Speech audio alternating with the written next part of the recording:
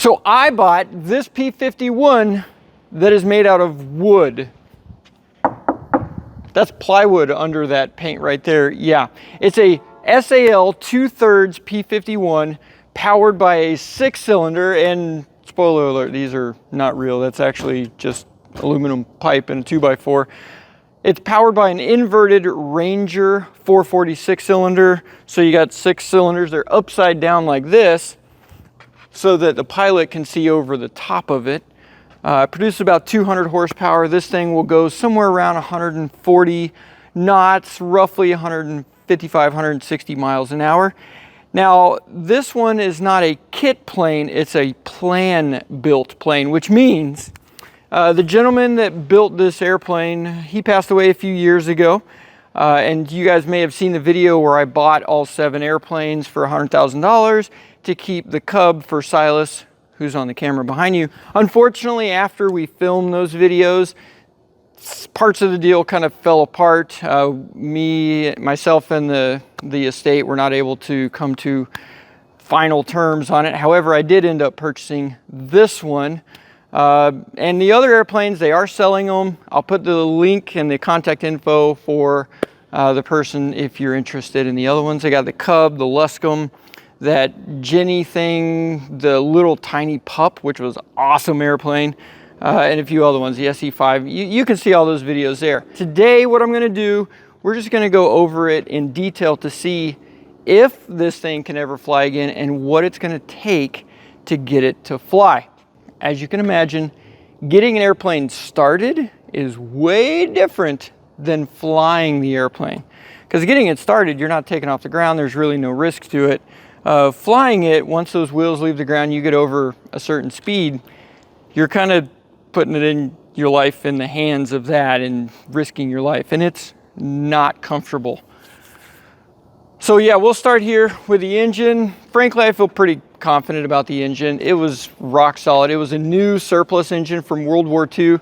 They use the same engine in a lot of their World War II trainers, the Chipmunk, the PT-19, PT-26 or something like that. You put in the comments what engines they used this inverted Ranger 440 in.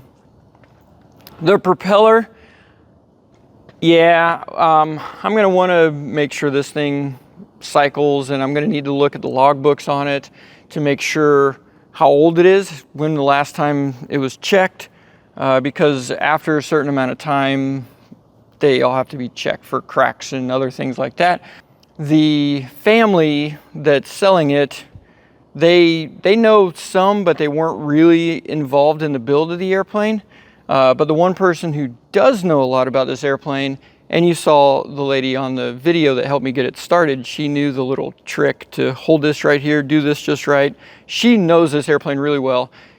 She actually has the other one, the 2-seater one that was built herself. So I will be talking to her quite a bit about some of the very details on this airplane. But as of this moment right now, I really don't know that much about this airplane. I also don't know much about wooden built airplanes because he actually made the plywood that you see here. And from my understanding, this is made traditionally. So there's ribs inside of the wing to make the shape of the wing. And then there's plywood, and he had to make the plywood and the glue. Like, that is, the craftsmanship to do that is off of the charts. It's way different than buying like the Vans RV series. Those are a million times easier, and that's why there's so many more of those flying than these. He had to make the plywood, and from my understanding is you take one really thin piece and then you put glue on it, and then you take the next one at 45 degrees, you put glue on it, another one, and you got to shape it at the same time. It's an insane process. And I don't know about wood, so I don't know how to check for, I mean, rot is kind of easy. It's going to be squishy and you can hear it hollow, and you can tap on it if it's got a nice solid sound like that. The other thing that I think, I'm still not really sure, is after the wood, you have a thin layer of fiberglass or like epoxy that goes over it, which we can see right here, some paint looks like resin or something right there. And here we go, we got this right here. See, this concerns me because I don't know if it's a crack or if that was just a scrape, or I don't know what that was. But right there you can see as well. I mean, it feels solid, sounds solid, but I don't know. And I don't want to be a guinea pig and fly this thing and have one of the wings go like this and crash and die. Although that's probably what half of you guys are waiting on, is for one of these airplanes that I get in. They're kind of sketchy to begin with, to go, oh, this is the one he finally buries it in. But let's not do that yet. Not yet. There's some other projects in here that I'd love to get my hands on. We got the little 150 right here. That is a great airplane. There's a twin over there. I'd have to go look at it on the other side of the shaggin' wagon there. We got a little Cherokee over there that looks pretty cool.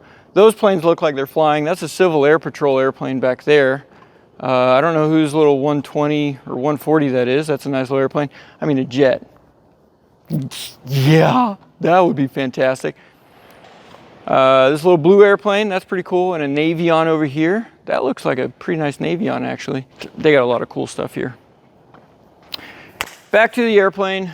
So we got this spinner, and we'll have to get inside, take a look in the cockpit, because I was told that this is a electrical adjustable propeller. Yeah, you can see the little gear and how the blade is round on the bottom and has a clamp, so it goes around.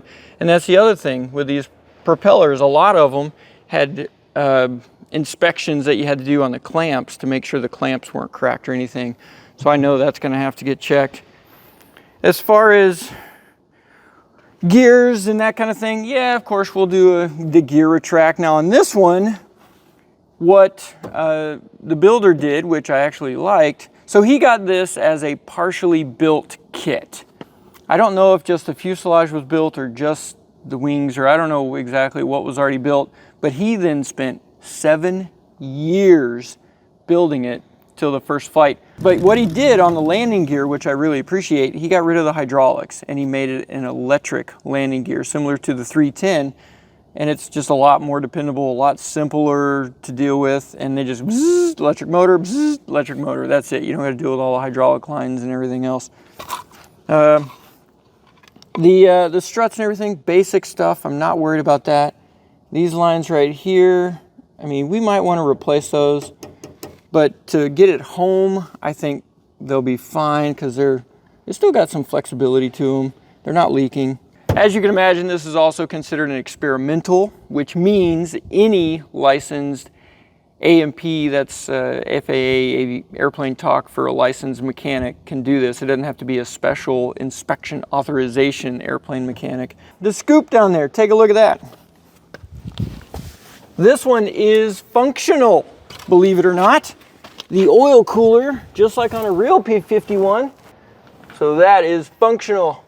Oh, here you go. You got a good look at the gear motor. Oh, that's really simple. It just has this little motor right here that turns this little gearbox, which turns these, which then raises and lowers the gear. Okay, so here you go. It's things like this right here. Bring that camera back in here. And just looking around, doing a real thorough inspection of all the wood. The main spar right there. I mean, all that. Golly, there's more spiders up there. But yeah, I mean, that's a good sound. It's not rotten. And thankfully, we're not in a humid area. So humidity, wood rot, that kind of thing. Gas tank sealer. Oh yeah. So that's always a it's always a good sign. I do recall them saying that one of the gas tanks, I think it was that one over there, had a leak. So they had to only put gas in this tank, I think.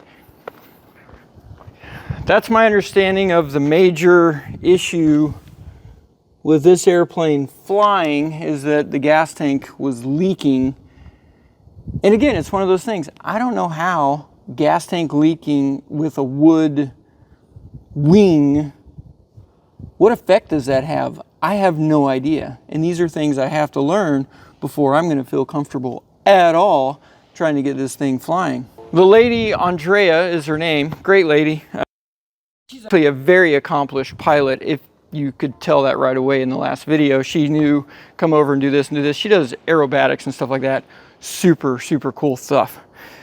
She was telling me that this airplane flew really well, and it actually flew better than the other airplane because these wings are a little bit longer, so it gives it a little easier lift, and it has a little more forgiving characteristics. Like the Lance Air is not forgiving at all. It flies and then it doesn't fly, and you better be on your game. But she said this one, and I quote, flies off of the wing, so that's a good sign.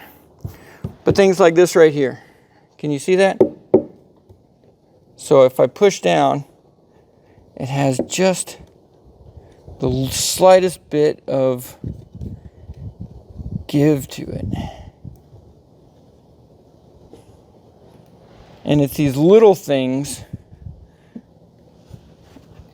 tell me about a bigger story. And for me, I'm more curious about the structural integrity of this than maybe some of the minor things like the flight control rigging or the landing gear going up and down and stuff like that. You know, that's not going to kill you. You might have a gear up landing and ruin the entire thing, but it's not going to kill you. The other major quirk about this airplane, the wings do not come off. That's because what I would do, honestly, if the wings came off like a normal airplane, I would just pull the wings off and put it on a trailer and take it back to Florida and just do everything there. But the wings don't come off on this airplane. So it either flies out of here, or I don't know how you would get this thing out of here because it's way too wide to put on a trailer. It's too tall, you can't tilt it, or I don't know how you would trailer it out of here. So it would have to be flown. Okay, so now this is the gas tank that I am told, now it's metal. We have the power plug back here, and he's got it labeled right here 12 volt, so it's not a 24 volt like you would think it is on every other airplane. It's a 12 volt. I am going to lift and pull on it to see if it's going to like have any cracking or popping or anything like that, and it feels super solid, so that's a good sign. Okay, elevator controls are nice and light. That's good. Ooh.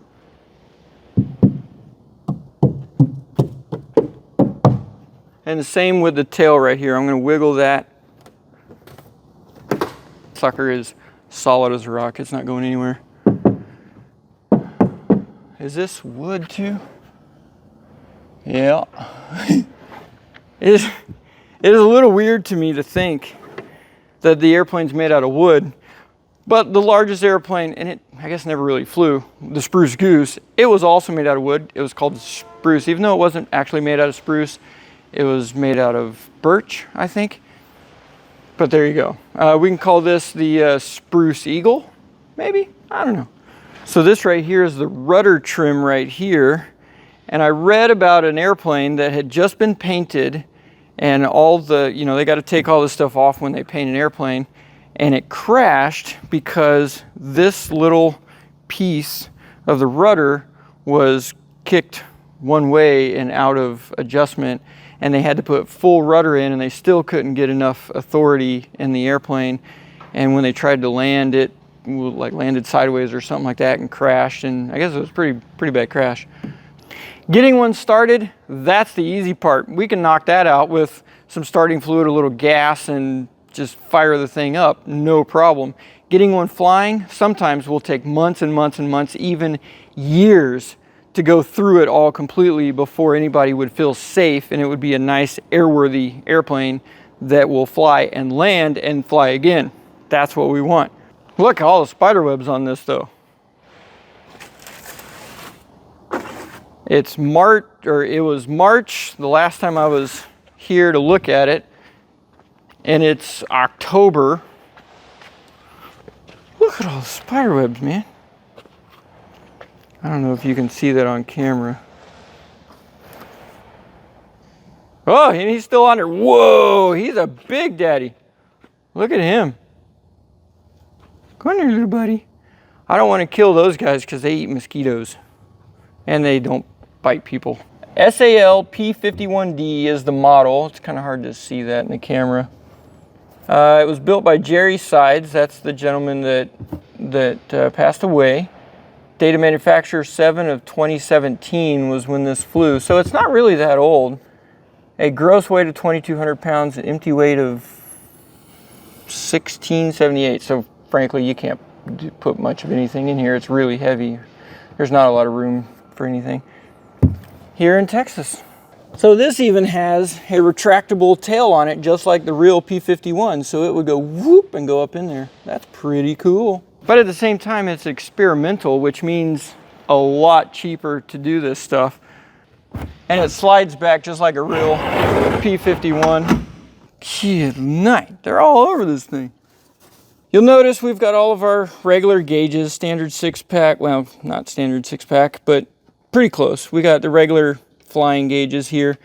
What is interesting, however, you have all the buttons here for your communication and all that stuff, yet yeah, there's no radios in this airplane. None whatsoever.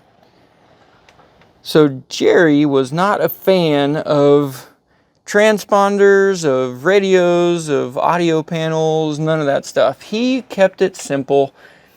And I don't even think this. Oh wow, this actually got power in the battery still. Oh, that's kind of a shock. Let's turn all that stuff off. Okay, let's just turn that off for now. If you want to see it start up, go watch the other video. Today is about finding out what it's going to take to get this airplane flying again. You know what? I don't know if we ever checked the flaps. Let's see. Let's go down, see if they work.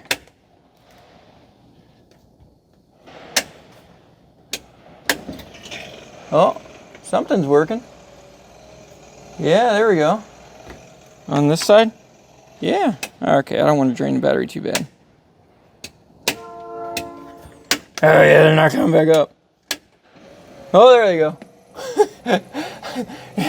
See, it's stuff like that. You don't want to be flying and have to flick the switch like 10 times to make sure your flaps actually come down. Okay, let's make sure that stays down. And no, there's the electronic control for your propeller, low and high. Yeah, and that's twist the blades on the the spinner. Oh, I just noticed there's a quarter. Hey, look at that. That's pretty cool. All right, let's turn the battery off. Okay, I lied. Let's turn it back on. Boost pump. Yep. Strobes. I don't think this thing has lights on it either. He was not a fan of lights. I don't see, there's no strobes or anything. Jerry did a great job building this airplane. Yes, it's got some quirks and it's got some issues to it because, you know, it was built, you know, it's a home-built airplane. And just like a home-built car, it's going to have some weirdness and some bugs to work out. But all in all, this is a solid airplane. Yeah, you only want to step right here. Don't step right there because it's flexible and bendy. Don't step up there. Oh, this is the gas tank on this side. Oh, and definitely do not step right there because you'll break it. I don't know why this airplane couldn't fly. I am not seeing anything that is really making me afraid. I'm not finding any soft spots in the wood. And he, you know, Jerry, for better or worse, he kept the build really simple as far as the electronics, and everything about it was keep it simple. Simpler, the less things that go wrong, the more you can fly it. That's exactly what this thing is. Now what I need to figure out, because I've got the Elvis jet project that is going to consume my life for the next 6 months until we get that thing on tour and we're going to go around the country and it's going to be a super awesome time. However, that's in Florida. This is in Texas. This one is kind of neat content, but frankly, just the inspection and that kind of stuff is kind of plain Jane. So what I think we might try to do is find a mechanic somewhere locally around here to do some of all the checks and go through everything, like change the oil and change the brakes and make sure all that stuff works, and maybe get those things going. Take the prop off if it needs to be taken off for a check, and just take care of all that. And then see what we can do. Or, I hate to say it, I might have to sell it. Because that was the plan from the beginning, if I was honest, to buy all those 7 airplanes and then sell them all except for the one yellow Cub and keep that one for training. Because what the heck am I going to do with more airplanes? I'm trying to get rid of some of the airplanes I've got. And we've got the Elvis jet that's just a huge project into itself. So I don't know, if I'm honest. At this point, put in the comments. I know a lot of you guys are going to say, just get it flying and that kind of a thing, which it looks like it's not too big of a project to get this thing flying. But it's the logistics of everything, and that's the tough part, because the wings don't come off. Gosh, I mean, that's solid. I didn't hear any crunching or anything. All right, let's see.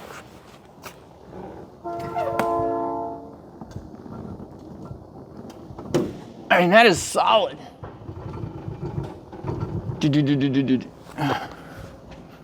See, what scares me about this is how wood splits. It splits along the seam, but I don't know at what point, if that's a wood split, if it's just some expansion from the wood. They got Bondo up here. I don't know. There's so much about wood-built airplanes that I just don't know about, and that's what makes me concerned. I mean, like that thing right there, yeah, we can go to town on that sucker. Metal, aluminum, you can see it, you can check it, there's not a lot. But this, it's all sealed up. I don't know what it looks like inside that wing, and there's only a couple of small inspection panels on this thing.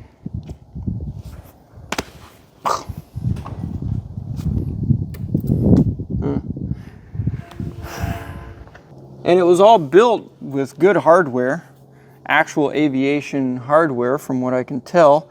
You have castellated nuts where they're supposed to be castellated nuts on pivot points. You got lock nuts on other points that are correct. They're actual lock nuts. It's solid. Jerry clearly knew what he was doing. Oh, that was for the gear door, I bet. Yeah, so the gear doors are missing clearly because they would be coming right down here. And then have another pivot point that went over there. He took the gear doors off because I think they were binding, or he was having issues with them coming open in flight or something like that. What would I do if I went for it and did, clearly get it all going again? I would definitely have to put radios and lights on it to be able to fly it into the airspace around Florida where I'm at. And it's just nice to be able to talk to people and talk to the tower and stuff like that whenever you're coming in. That's about it, if I'm honest. I think that's the only thing I would do. Because this is just a fun, airplane that you fly on nice weather days. You're not going to go crazy cross country with it. It doesn't have the useful load and the fuel tank capacity and everything else. And if I'm honest, it's probably not super comfortable. And I did fly in a real P51D, although I was in the back, and they're not meant to have 2 seats in the real ones, so they kind of put this plywood thing back there with a cushion on it. It was very uncomfortable. I'm going to lift up on this wing as well, just to see if I can hear or see any flexing or...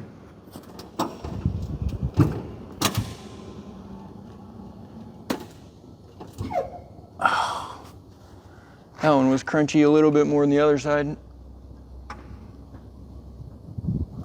But it's on there.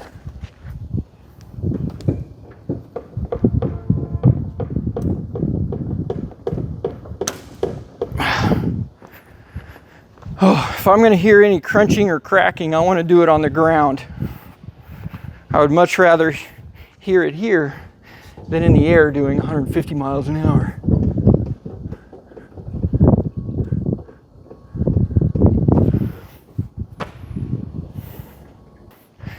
In the comments, some of you guys said it looks more like a P40 than a P51 because of the way this is shaped here. It's a little taller and longer like that. I think I could agree. If we took that canopy and instead of that nice smooth bubble, made that like more T6 looking thing on there, smooth the back, I think it would look like a P40. But it still basically resembles a P51. The big scoop underneath and the bubble top here is kind of your giveaways. All right, well, let's close this thing up. Let's go see if we can find a mechanic to do some work on this thing. Look at this thing. That's a solid little airplane right there.